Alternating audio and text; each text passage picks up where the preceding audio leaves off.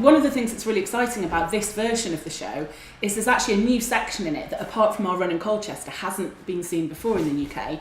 And we discovered it by a really strange coincidence. We wanted to get a feel for sort of German history and the sort of German culture, and we also wanted to get a German copy of the play. So we went to the Berliner Ensemble Theatre.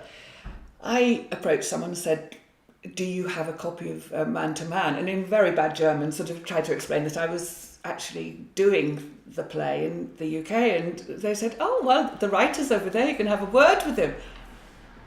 So it was just like extraordinary. And in fact, Tilly wasn't with me, so I was texting Amanda, get here, the writer's here. And we had a whole conversation with the writer and his dramaturg, and we talked about doing it in the UK. And then he said, "Are you doing the new bit?"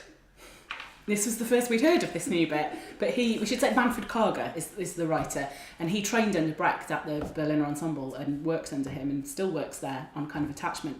But because the story tracks this kind of whole sweeping period of German history, at the time when it was produced in the UK last with Tilda Swinton, the Berlin Wall was still up.